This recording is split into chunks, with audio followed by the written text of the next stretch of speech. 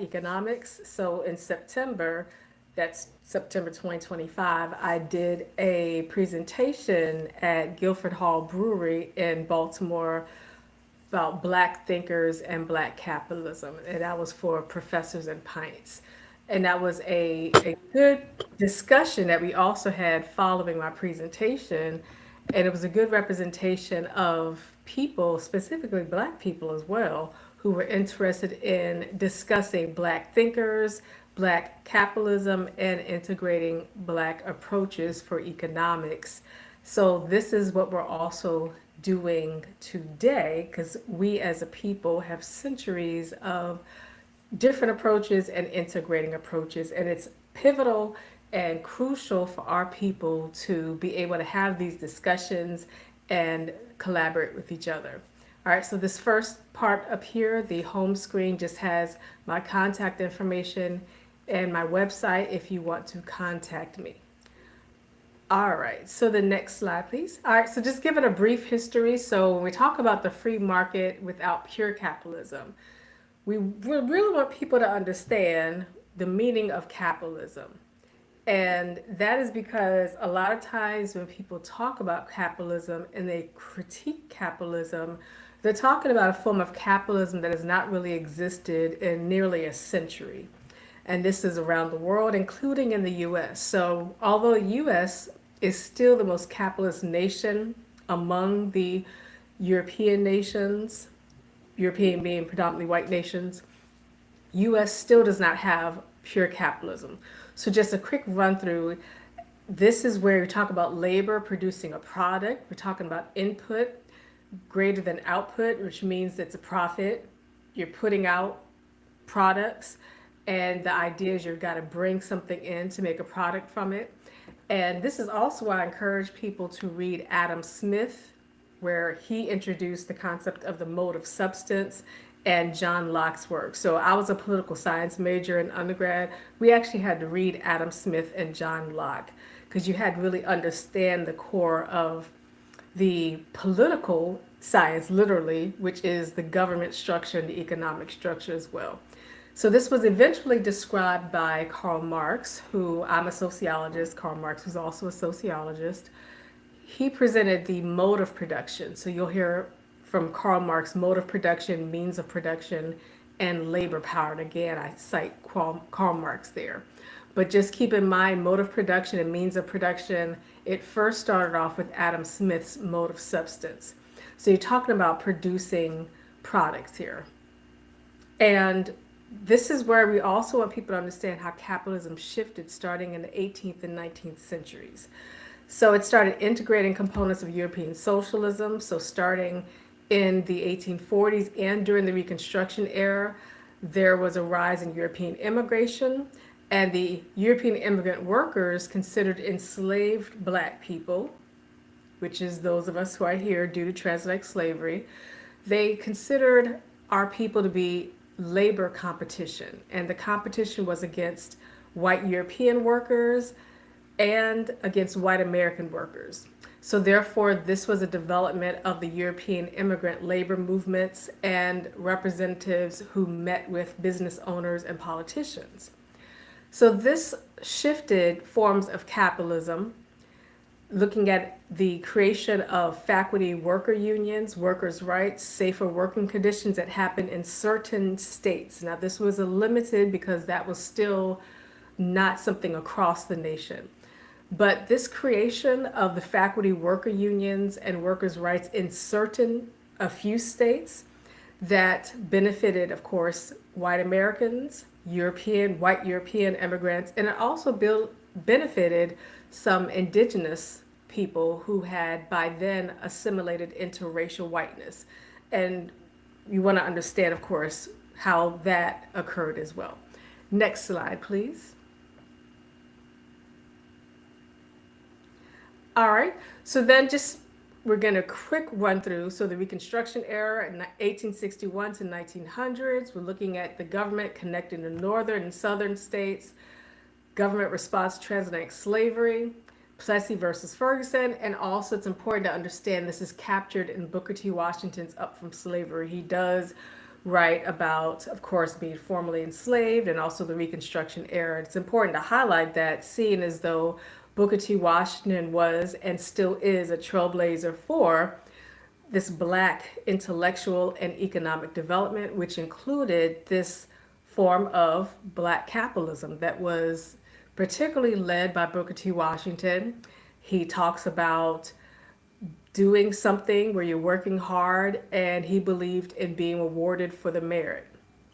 So, being rewarded for your hard work. Now, whether that's effective and really happening is not really what Booker T. Washington was looking at. It was looking at what can be developed, and of course, he also developed the Tuskegee and so forth in terms of Tuskegee Institute.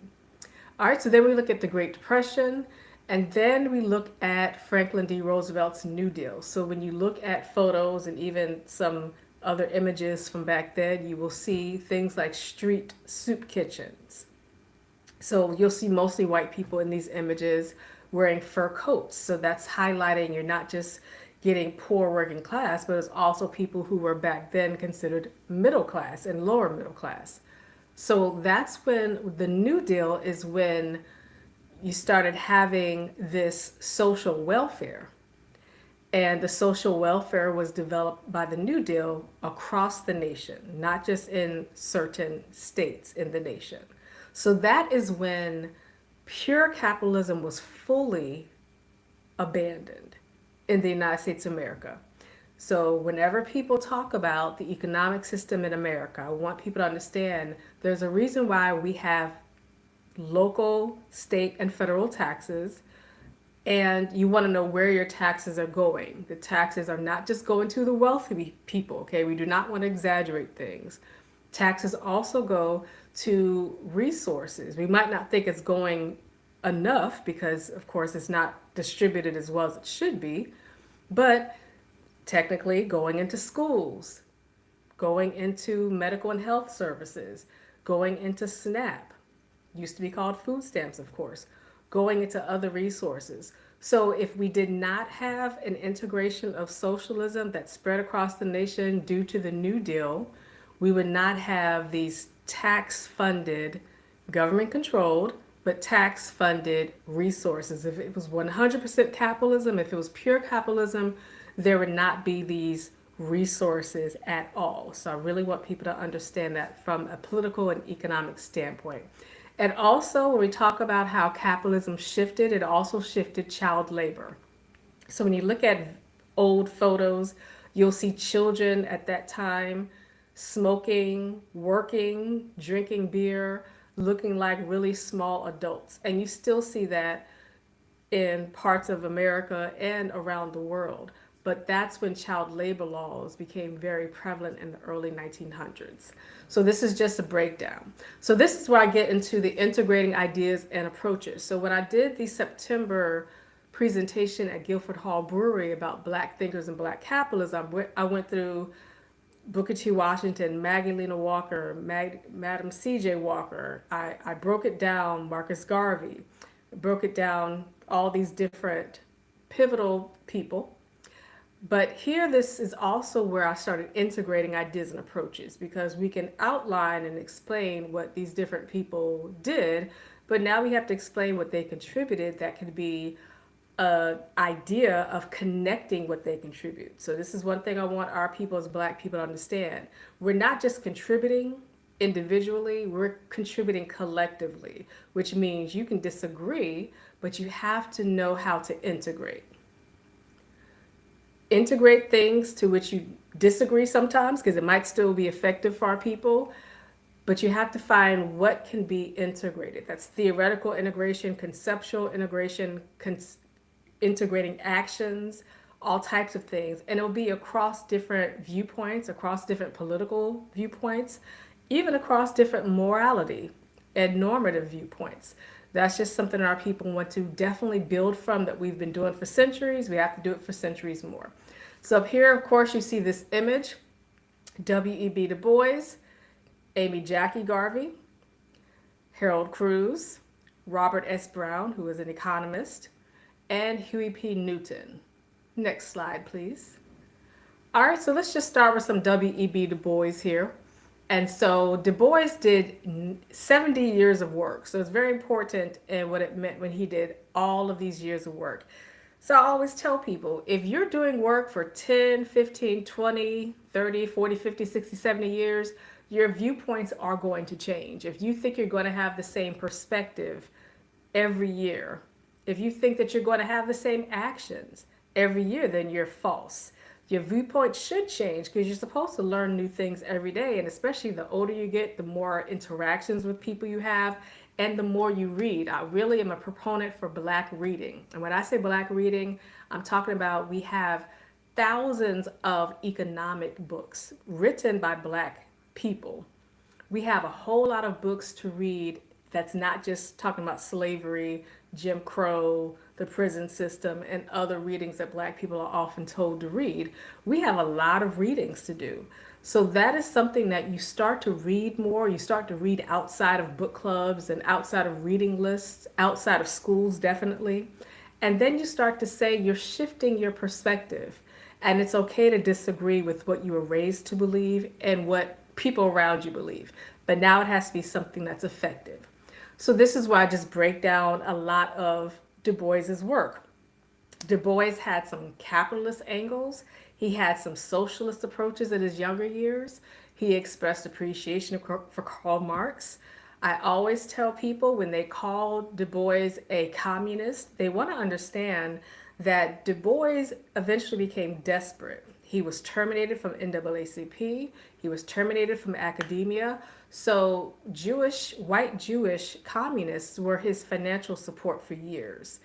And he wrote letters. You'll see he wrote letters regarding Russia to China.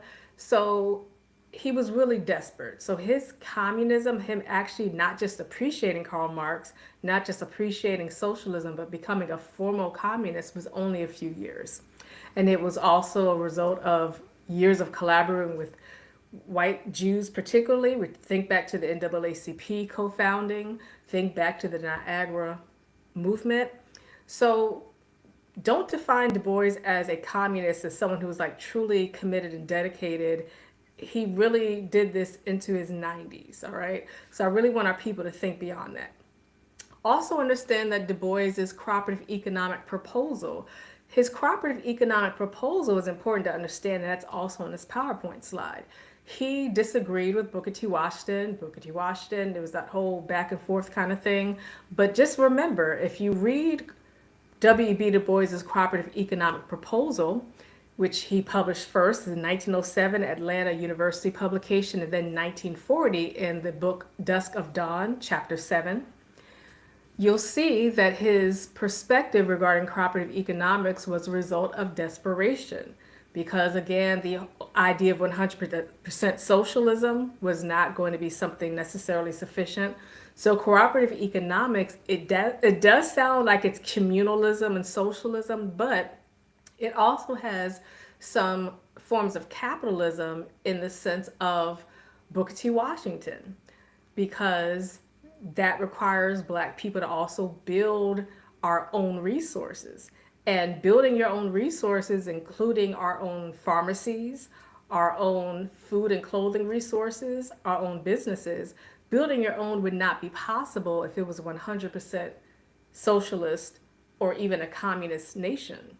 Because if you're in those nations that are 100% government control, you're less able to have that freedom, and that includes economic freedom, to build your own and talk about that selective, collective, and self-development.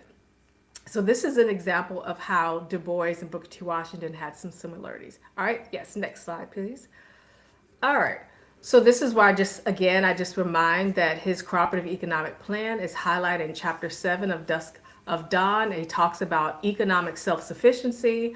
So this is where W.E.B. Du Bois was a proponent of partial segregation and having our own inner economy. So for some people, again, that sounds like 100% socialism, but that's not 100% socialism, because choosing partial segregation and having our own economy requires components of capitalism, which again by this time, USA had already had a form of capitalism that was no longer the pure capitalism. So you want to think about that context when understanding Booker T. Washington and Du Bois's writings at this time. Next slide, please. And I'm just also highlighting that Du Bois highlighted self-segregation for Black people because Du Bois, as a Pan-African, was very much into racial integration. Okay, and that's just something to consider, which is different from Black people who are more like a Black nationalist standpoint. And I mean, many Pan Africans are thinking about racial integration, but not all. But the idea that Du Bois had in terms of partial segregation was rare. Now, partial means it's not 100% segregation, it just means that we create our own spaces. Okay, back to the next slide for Amy Jackie Garvey. All right, so after Marcus Garvey passed away, Amy Jackie Garvey did continue the work of Marcus Garvey. Now, Amy Jackie Garvey did not abandon the economic development focus of Marcus Garvey and UNIA, but Amy Jackie Garvey did consider the economic development of Africans everywhere and doing more collaborations. So this is something that I want our people to put in the full span because I'm going to talk about Marcus Garvey, of course, co-founder Amy Ashford Garvey and UNIA in the next slide. So keep in mind, Marcus Garvey was first motivated and operated based on Booker T. Washington's Up from Slavery. So that is a Black capitalism standpoint. But remember, the Black capitalism standpoint was, again, based on this capitalism during the Reconstruction era. And then there was the New Deal, okay? Think about when Marcus Garvey migrated to the United States of America, that early 1900s. So you want to understand this was not pure capitalism in the form of Black capitalism to which they are theorizing and operating. It is not just producing a product, they're talking about other approaches because, again, it's not pure capitalism. So Amy Jackie Garvey went, though, even further into adding some more socialism to this, which of course was interesting because Marcus Garvey was very much criticized and by Jamaican socialists and W.E.B. Du Bois, and they all contributed to when Marcus Garvey was investigated. But Amy Jackie Garvey did see some collaborations with Du Bois, W.A. Domingo, who was a former UNIA, the Negro World editor. So this is an example of integrating approaches. Amy Jackie Garvey did not abandon the UNIA focus, and she still highlighted UNIA and Marcus Garvey, but she took that form of capitalism, which already had a form of integration of socialism, particularly European socialism, and made it further into the socialism angle to see also what Africans need regarding that. Next slide, please. So this is just some reminders about Marcus Garvey, Amy Ashford Garvey, and Amy Jackie Garvey. So just some reminders that Marcus Garvey was motivated by Booker T. Washington, and Garvey and UNIA were focused on advancing freedom, business development, economic advancement in Jamaica, the US, and parts of the world. And this is also where it's important to highlight economic self-sufficiency, collective decision-making, and group profit sharing.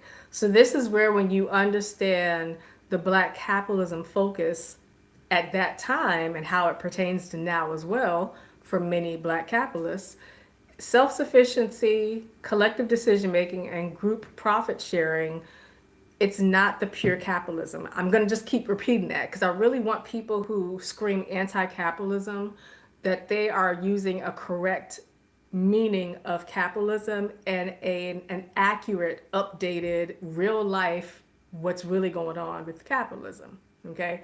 Because there are components of communalism and socialism integrated in this. And you also see this around the world when you look at, for example, like Julius Nyerere in Tanzania. What happened when their form of socialism was not successful, which had, of course, the communalism, because it had to have some kind of framework and structure. And many Tanzanians wanted to have more freedom and independence, which would require incorporating components of capitalism to do that. Okay, so that's just an illustration of when you're understanding Marcus Garvey and UNIA and Amy Ashwood and Amy Jackie Garvey, it's not like they completely abandoned the capitalism at all in that sense, but it was more socialism that they became the focus on. All right, next slide. All right, so here's just some parts that Marcus Garvey, a quote that he had when he was talking about the white capitalist. So the capitalist being selfish, seeking only the largest profit out of labor, is willing and glad to use Negro labor. So this was what Marcus Garvey considered the convenient friend for the Negro worker. And not because out of kindness and people getting along in person, but more so, how can we change how we look at freedom, how we change and look at profit, how we change and look at economic development for a group of people. All right. So if you ever read this, this is from the Philosophy and Opinions of Marcus Garvey. It's edited by Amy Jackie Garvey. And so this is also an example of what it means when the Negro worker, and for this, they're talking about mostly men Negro workers, how the Negro workers would compare themselves to white workers, and that's mostly white men workers. So the comparison would have to be an understanding that at that time, most white workers, even if they adhered to the components of socialism in some way, including the labor unions, which are the components of socialism, they also wanted profit. Okay, so the profit would be considered a capitalist angle. All right, next slide. All right, so here's Harold Cruse, my buddy Harold Cruse, who I talk about a lot. So I always highlight how he emphasized the role of Black artists. So the role of Black artists, intellectual scholars as the core, Black politicians, Black civil rights leaders. We can give them a role, but we cannot allow Black politicians and Black civil rights leaders to think they are the center of our culture and the center of our progress as a people. So this is where Cruse recommended a strategy to develop Black economic and political development. Cruse was not a capitalist, so he did not express support for capitalism, but he did operate on the form of capitalism that existed at that time, which again was not pure capitalism, but it still was capitalism, and America was still the most capitalist nation in the world. Cruse supported Booker T. Washington. He criticized Marcus Garvey. So I wrote a recent piece for the Association of Black Sociologists, the GRIO, and I wrote a piece about integrating Harold Cruse and Marcus Garvey. So in that piece, I used Harold Cruse's book, The Crisis of the Negro Intellectual, which is not Harold Cruse's only book, by the way. But I used that book to highlight his criticisms of Marcus Garvey and then highlight how you could integrate their approaches, because similar to how Booker T. Washington and W.E.B. Du Bois were similar, despite them having all these battle raps, there are some similarities with Harold Cruse and Marcus Garvey, despite having battle raps. All right. So this is an example of integrating their approaches. Booker T. Washington was a Black capitalist, but Harold Cruse finds it from a more socialist angle, what it means to have resources where we're developing our own pharmacies. We're getting, at that time, he called drug addiction and so forth, but the idea is building our own resources here. So that's the cooperative economic plan that also Harold Cruse built from Du Bois's cooperative economic recommendation. So that's an example of integrating more socialism angle to the current capitalism that exists at that time. Next slide, please. All right, so this is just where I highlight it. So just again, Harold Cruse used Harlem as an example, and it's just like any theory, right? You're looking at this at the small scale. You're saying, what if we start here and see if it will span across the realm and see if it works. So he looked at it from social, cultural, and also in terms of organization. So he also was a proponent of Black people starting our own political party.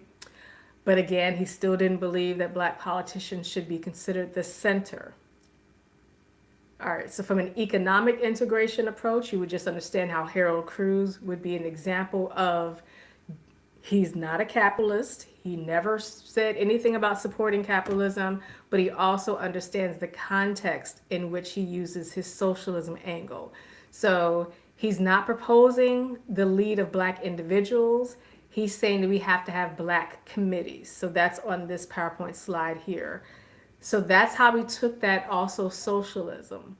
He's saying it's not just a bunch of individuals doing this for profit, it's actually we have Black collectives, Black committees. Now, if you remember what I said about Marcus Garvey, if you read about Marcus Garvey, then you know that that's also similar to what Booker T. Washington, Marcus Garvey, and W.E.B. Du Bois, because even when they talk about some forms of capitalism, it still is looking at it from the collective. So yes, some individuals will have businesses, but Harold Cruse emphasized even more that it's not just individuals having businesses, it's Black people having committees and then developing from there. Next slide, please. All right, so economist Robert S. Brown, the amazing Robert S. Brown. So he did not use labels of capitalism and socialism. When you read his writings and his presentations, you will rarely, if ever, see those titles used. But he talked about Black land ownership, Black resource development, and Black economic development. So he did focus on Black farmers and Black ownership of Black-owned farmland. So he created the Emergency Land Fund. So just some really quick parts here. He created the 21st Century Foundation. And he talks about the development and continued success of Black businesses. So what does it mean to look at Black people's life overall, which includes housing, income, money spending, and product purchasing? Because again, Robert S. Brown is an economist. He's looking here at employment. So what does it mean to have full employment? We're not talking about partial employment, and we're definitely not talking about unemployment. He also highlighted the struggles of Black businesses. So when understanding Robert S. Brown's economic approach, if you were to integrate it, this is an example of saying that there's different angles. So let's say you are a Black person who is a Black capitalist. You would look at Robert S. Brown's work and you would say, oh yeah, duh, as Black capitalists, we do this every day. You know, this is the work we do in the communities. We do like Black economic development sessions. We do Black wealth building sessions. We have some urban farmers who technically might be considered Black capitalists if you looked at their investments, because they literally have financial investments and they have a financial advisor, which would be considered capitalism by a lot of people, right? So this is an example also of integrating approaches, because you don't always have to have titles. You do want to understand what's really vital, and that rhymed. You want to understand what's really vital, which are the details. You can't be stuck on the titles. You got to be like, okay, these are the details. Here's what it's really looking like in real life, and here's what it can be in terms of resource access for our people and the results for our people. Not just for now, but we're talking about every generation. Next slide, please. So this is also where I highlight Robert S. Brown, and when he was at a conference in 1969, the National Black Economic Development Conference. So he did a presentation and he proposed a foundation of local development projects, small business programs, job training, consumer education, vocational guidance, school improvement, and other community programs. In contrast, James Foreman, who's one of the founders of the Student Nonviolent Coordinating Committee, was the dinner speaker for the 1969 National Black Economic Development Conference. So it's the same conference. So in contrast to the same thing that Robert S. Brown said at the conference, at dinner, James Foreman countered Brown's recommendation. Foreman criticized Black supporters of capitalism. Foreman criticized Black capitalists. Foreman proposed that U.S. racism can end if Black people form an armed, well-disciplined, Black-controlled government. Foreman also proposed Black workers do a labor strike against the companies that manufacture and distribute products. So James Foreman gets on my nerves already, right? Number one, okay. People pretending that black people are going to create a black controlled government are living in la la land. And that's also not the original meaning of black nationalism. Black nationalism does not mean that you are creating your own land as a people. Neither does African nationalism mean that, okay? Neither does Pan Africanism. I just really want people to have a realistic understanding of what these mean. So you're not creating your own land like that. I mean, you can buy up land and say you're going to move people into it, like kind of like you got your own cul-de-sac, you got your own area, and do it in America. I don't think you're going to steal up land in Africa and Caribbean, but I mean, it is possible to get up open land and build it from there, but you're not your own government. You don't have your own constitution like that. Like even in UNIA having its own constitution, it's not a literal constitution that overrides the U.S. Constitution or even the local and national state government. That's not the reality that I want our people to pretend is existing. So coming up armed, talking about firearms, that is not well disciplined. So that's also the hypocrisy of saying being armed and your own government is well disciplined. No, that's a conspiracy theory. That is a paranoia, and that's also I specialize in Black mental health as well.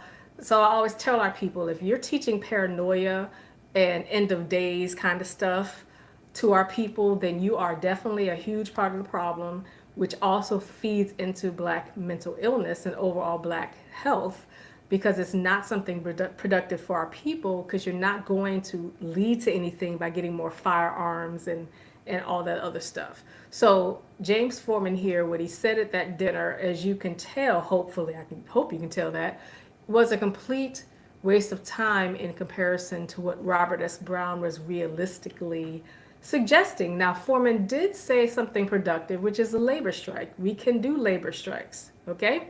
Labor strikes against unions, against companies. That's something that's important to understand, which there's more than a century of labor strikes, including the Caribbean immigrants who helped Negro Americans do a labor strike of the Lafayette Theater in Harlem. And this was during the time of UNIA, Marcus Garvey, and them having the location in America.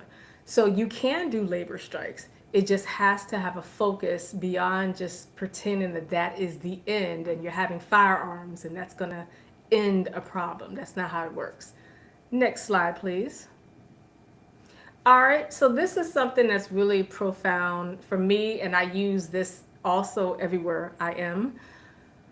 All right, Huey P. Newton and the Black Panther Party. So remember, the original Black Panther Party, the effective form of the Black Panther Party that Bobby Seale and Huey P. Newton created, when they had reading groups, when they had debate and discussion sessions, when they did food, clothing, and all these resources. They did medical services on street corners.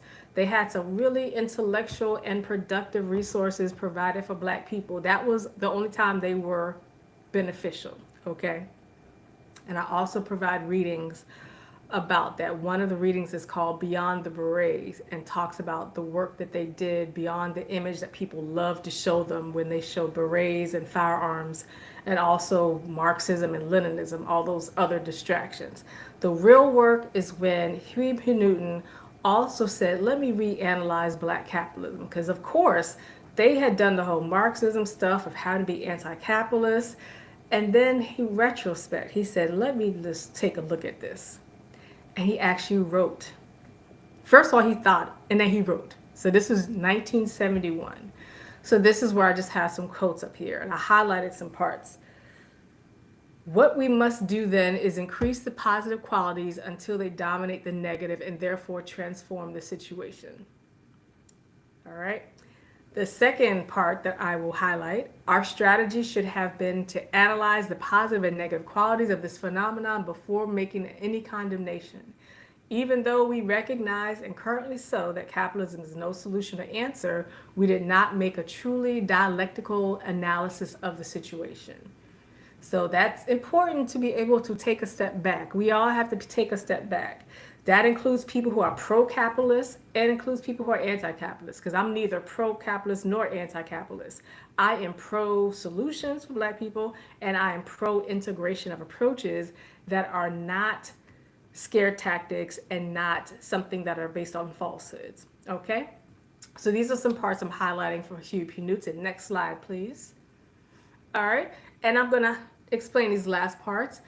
Huey P. Newton said, when the Black capitalist contributes to the survival programs and makes a contribution to the community will give him their support and thus strengthen his business. If he does not make any contribution to the survival of the community, the people will not support him and his enterprise will wither away because of his own negligence.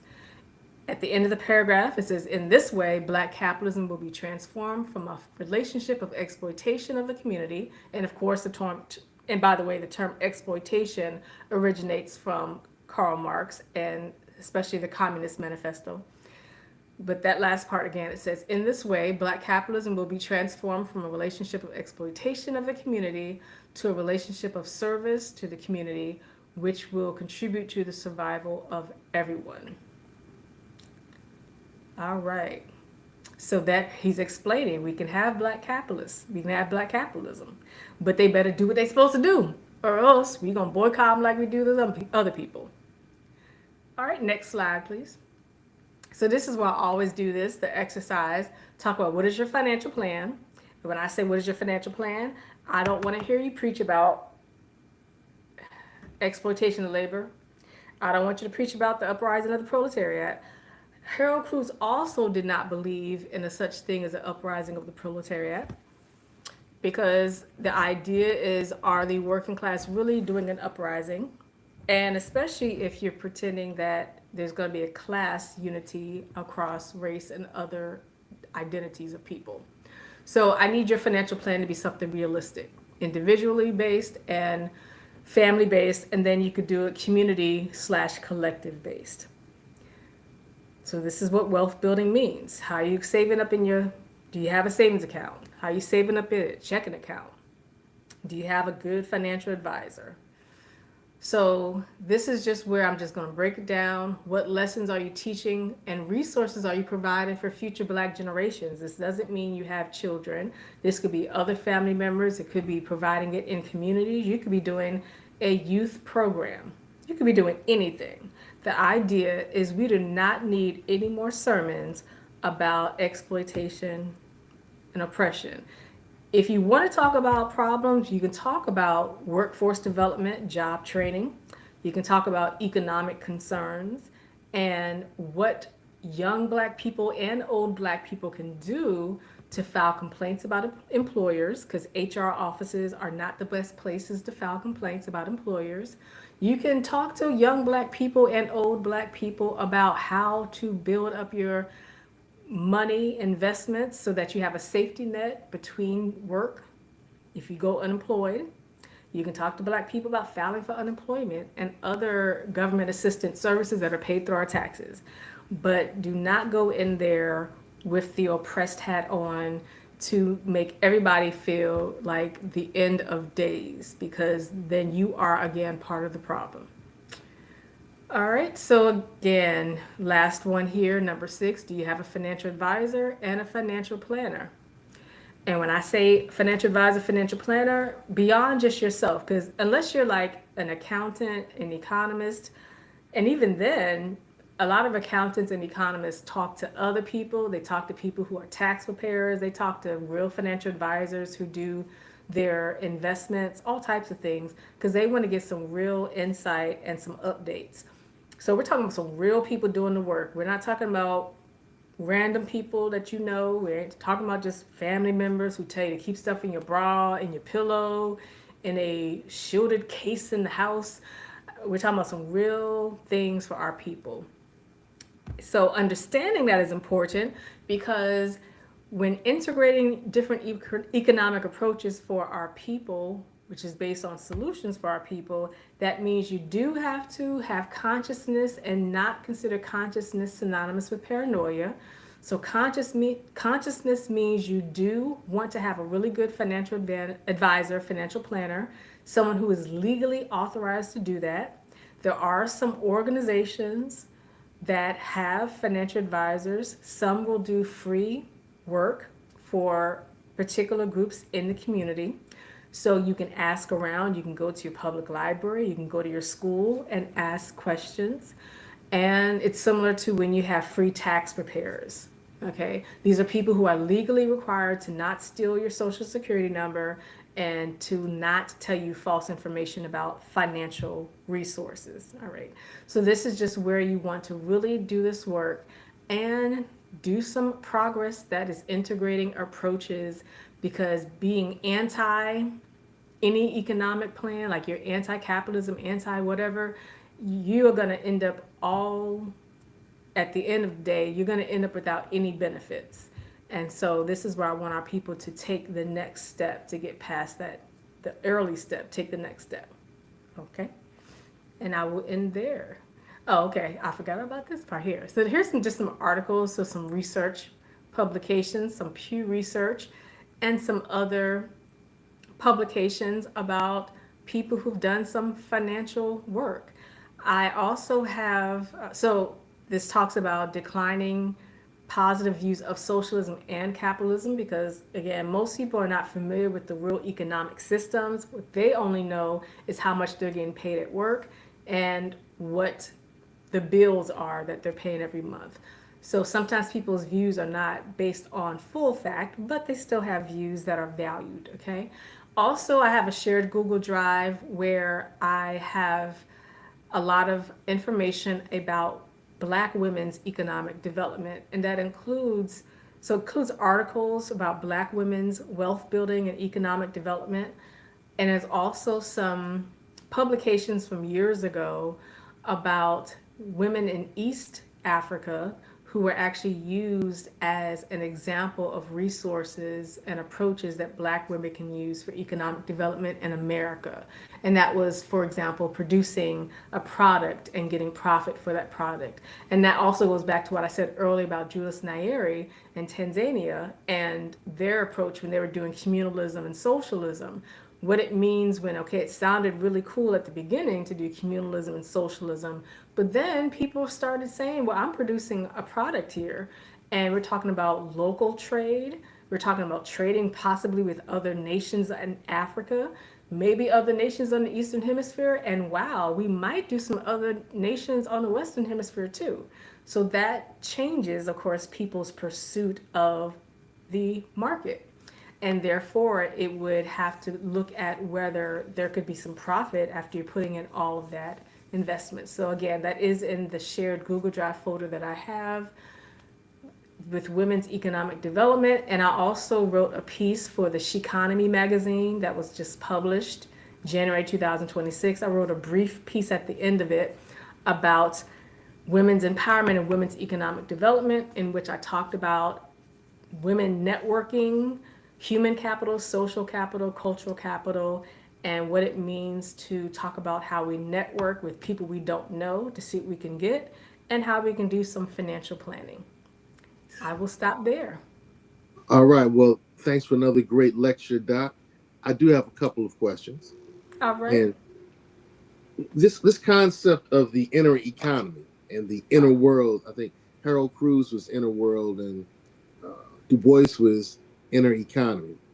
Is that something that can still happen? Yeah, so we talk about the inner world, and that just, and again, it doesn't mean in the sense of the falsehood that we're creating our own nation kind of thing. So inner world only means that we are self-focusing. So it's similar to like when individuals say they have to kind of exit other spaces and focus it on improving themselves. So the same thing, you can apply it to Black people who are saying, okay, you're all over the place doing all these things, but are you really focusing on your own family, your own community? And this has been it's a historical issue, and you can also look back to what I said about Du Bois and the NAACP, which of course they're focused on racial integration. So what does it mean when you exaggerate the meaning of being a proponent for human rights? You want human rights, but now you're putting a lot of energy in everyone else, And now you're too tired and you don't have any more resources for your own family and your own people. So that's what the inner world means. That's what Harold Cruse is focusing on. And he also did that shift when he talked about how he critiqued Pan Africanism, because the original purpose of Pan Africanism was not to only focus on Africa and was not to go back to Africa. You didn't even have to travel to Africa because we are African.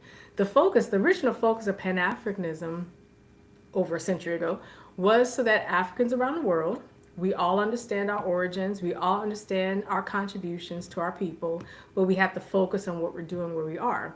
So Harold Cruse said, okay, he said, I'm going to focus only on Negro Americans. So that's also where the inner world comes in for Harold Cruse. What specifically works for us? What are some cultural parts for our culture here? It doesn't mean it's completely 100% different from our people elsewhere, but it means we have to stay focused on our people here.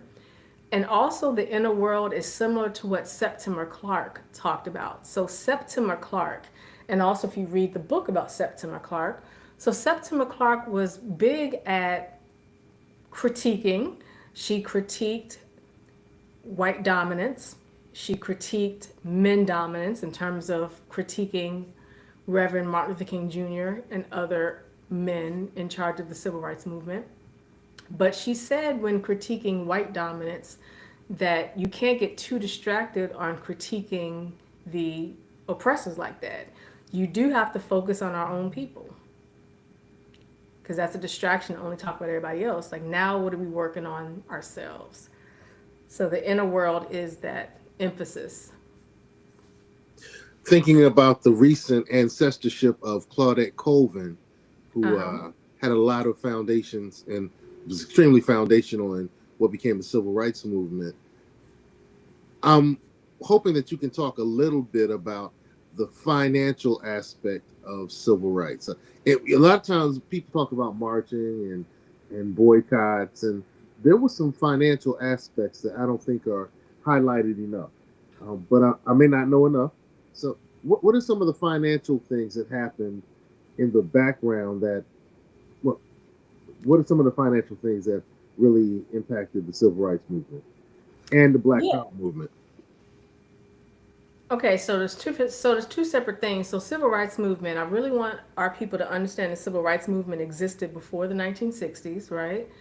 So if you look at the origins, before Reverend Martin Luther King Jr. was selected as the spokesperson, he was not the behind the scenes worker like that really, but he was selected as the representative. Before that though, we have, generations of people who were doing the civil rights work. But the economic part was in terms of access to employment, which is actually the reason for the March in Washington. The March in Washington was actually about jobs, and specifically jobs for Black people. So my father, a couple of years ago, my father wrote a public article about when he and I attended the 30th anniversary of March in Washington when I was still in high school. And because in the actual March in Washington, he was in the Army, so I think he was overseas at that time. And of course, W.B. Du Bois passed away the evening before the March in Washington. Unfortunately, many people, including our own people, misrepresent the meaning of the March in Washington as I have a dream to mean that humans are humans, let's all get along, right? That's actually not the whole that was not the purpose of the March on Washington. It was about looking at economic building, workforce development. Yeah, So that's we have our own insurance companies. We have our own this. Yeah, yeah, yeah. And so having our own, and a lot of times people talk about how Black Wall Street was crushed and this and this and this, but you have to also remember we have more than a century of just creating things. Like we talk about doing hair in your kitchen. People are mad when, of course, people can no longer do things like hair in the kitchen. But I said, look here, we do want some laws in place because people mess things up. But I mean, Black people, we do have some economic resources that we've developed. And you can look at Madam C.J. Walker, the work she did. She brought a whole lot of Black women into the workforce in a higher paid way, because black women were always working. The women's suffrage and all of that was not for black women, because black women were already working. But Madam C.J. Walker actually had black women working now in jobs where they're making more money, and they were more considered middle class. And so economic development during the 1950s civil rights movement is considered more advanced if you're looking at it compared to like the 1920s, 1930s civil rights work. So there are some differences. And also the differences are because of the focuses. Like if the focus is on black people learning to read so that they can vote, then economic development is also focused, but it's just going to be in different spaces. People, because as you know, as a people are wondering what should be the emphasis. So yeah, but I do want people to understand, if you're celebrating Reverend Dr. Martin Luther King Jr. on Monday, understand what he was talking about. It was not everybody lock arms marching down streets.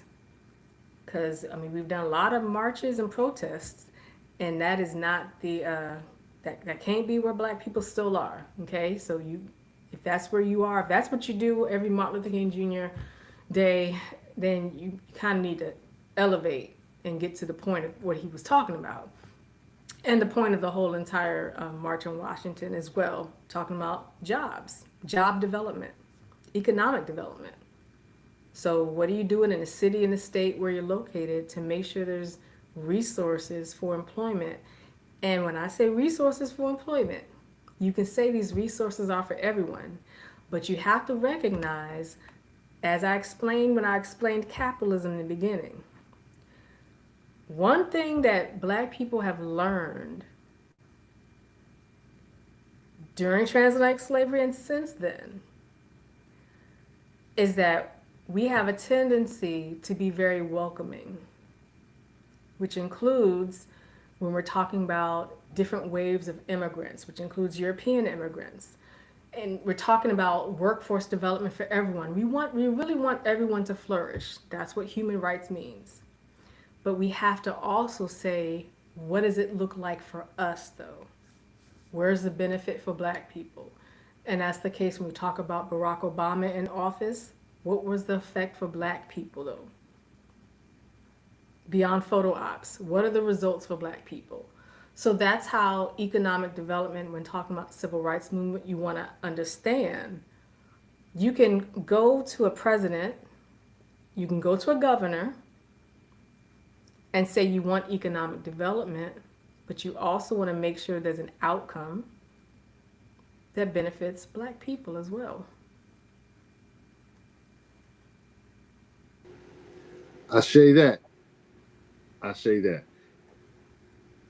So I guess we can wrap up tonight if we're looking at how to not necessarily combine, but how to utilize both these concepts that these black thinkers have had and these economic approaches. What do you think is our way forward in this time period? Yeah, so when I talk about integrating approaches and collective methods, it doesn't mean that everyone has to agree. And there are some people who are going to be left behind because they are stuck in their model. Let them stay there, okay?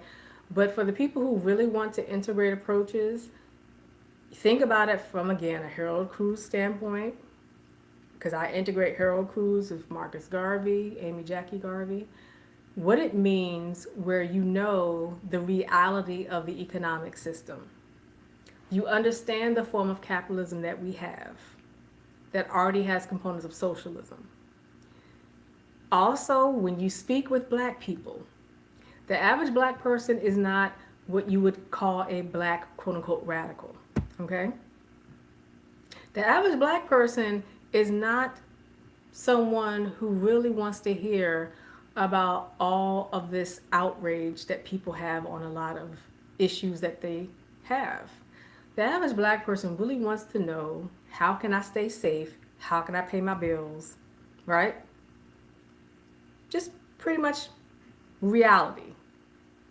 So therefore, you want to provide some information about how can we make sure that there's access to job training, employment opportunities. Also, if you're a Black person who's like 100% proponent of socialism, please learn about why Eldridge Cleaver unfortunately became a conservative Republican extremist when he finished traveling the world. He learned the difference between the readings of these Black radical groups, the photo ops with leaders around the world who wanted to have many photos of Black Americans versus what the governments around the world are doing. You can talk about that when critiquing Fidel Castro and what happened in Cuba. And we appreciate what Fidel Castro did for Angola, but you got to be understanding of what Fidel Castro did and why even Afro-Cubans like Celia Cruz had to escape.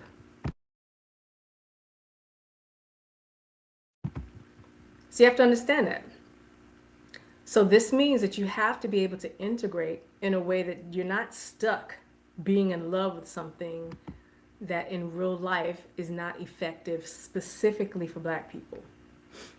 If you're a Black person who identifies as a Marxist, I tell you, you can hold on to that all you want to, but it doesn't really pertain to Black people. So Harold Cruse integrated components of Marxism. He was dedicated to parts of Marxism, but wouldn't call him a Marxist. He did write a small book regarding Marxism, but you have to understand Karl Marx was not, and Frederick Engels were not in belief that Africans, Asians, and indigenous people could further the economic plan. They focused on West Africa in particular. So if you're a Black person who identifies as a communist, you want to understand, you want to read The God That Failed, right? The book in which Richard Wright was featured in. Harold Cruse was not in that book because at that time the book was published, but Harold Cruse also abandoned the American Communist Party because it pretends to be race neutral and it did not address the issues of Black Americans. So, because people always tell you to criticize capitalism, and especially as a Black person, but you have to have an intellectual capability to criticize every economic system, every government system, and every political system in the USA and around the world. And that's how you'll know what to abandon and what to combine if you think that there are some beneficial effects. And so this is what I want our people to be able to handle, and be able to handle it, like I said earlier, in a way where people are going to disagree with you. They might disown you. But the whole focus is what is going to work for Black people. And what is going to work for Black people to end this off? What is going to work for Black people is for Black people for themselves individually and in their families to look at some resource development. That's why I ended with an explanation of who is your financial advisor, what are the resources being developed. You have to say, what are you developing here? Because there are a lot of services, mostly tax funded, but there are also services in our communities where people are paying out of their own pockets to provide resources for our communities. There's health resources, there's economic resources. Some of us do presentations and trainings. Like, when I do collaborations, we do presentations and trainings regarding health, economic development, education level. We do this with youth and adults. So you have to understand there's things out there. There's things, some people are all over social media any other time. So find some stuff that you can actually utilize. Okay? And find some things to which you can contribute. Utilizing it means that you're now developing your own services. This includes people who are poor working class. We're talking about, are there some safe and healthy ways to start saving some money? And that's one thing that we also do when we do youth and adult programs, like workforce development programs for people who are poor working class, including people who live in high crime areas.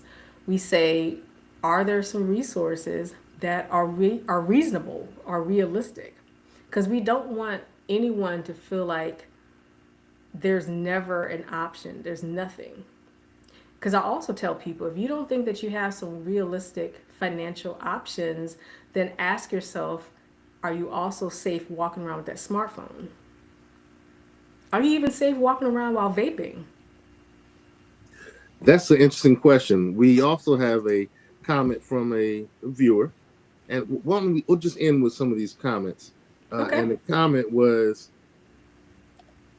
how do we get black males to create businesses that create jobs? Hey, thank you for asking. So, so we have chambers of commerce, we have local chambers of commerce, and we do have business development programs at community colleges and four-year universities and colleges.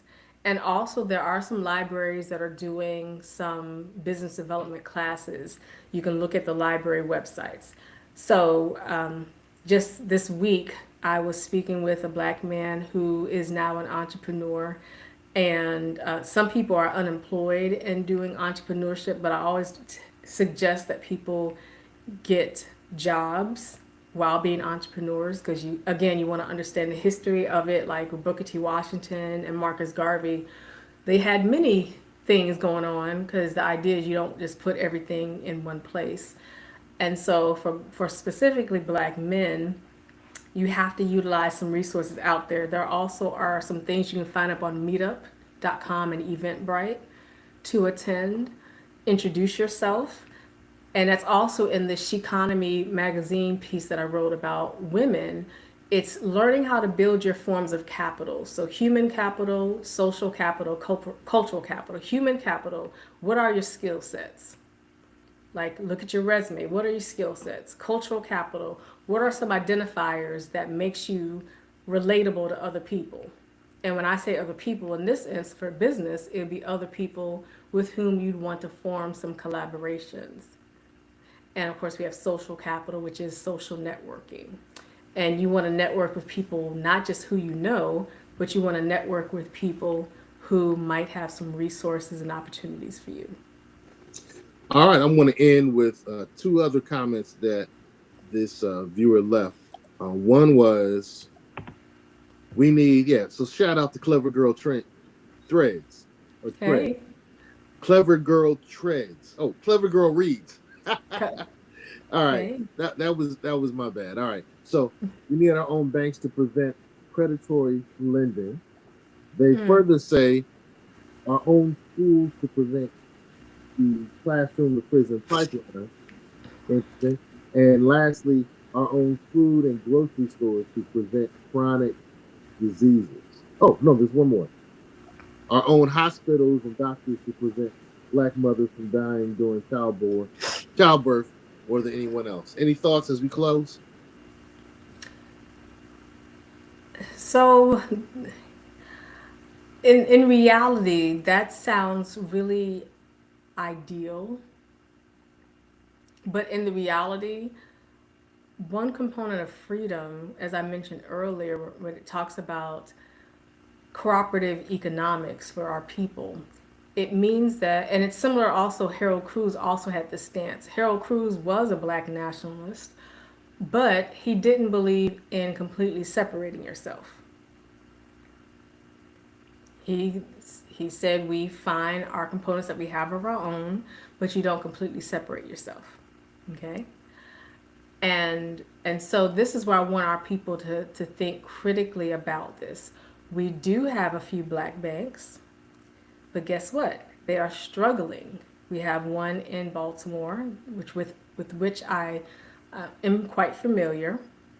They are very helpful, but some of them are struggling, and they're also struggling in terms of customer base. So, I mean, there's a lot of things that our people actually do have that are not receiving the support from our people. And this includes funding support. And I actually posted about this on social media maybe this week, maybe it was this week or last week, where I addressed how our people have a tendency to support things after. it becomes successful. And that happens. I actually did that during Kwanzaa. I was talking about cooperative economics, and what it means when our own people tell each other, "Well, I'll support your grocery store once it becomes successful," because it's like you feel like you're wasting money. And again, things don't become theoretically successful, right? So I always recommend for our people create a list of Black owned establishments where you are. It's not just food, it's all types of resources. But no, you don't have to only go to those places, but you can patronize them and donate to them, attend their events, and just spread the information and advertise for them. But you don't want to have it so that those are the only resources you have, because all Black businesses and Black establishments will have to integrate and use non-Black resources as well.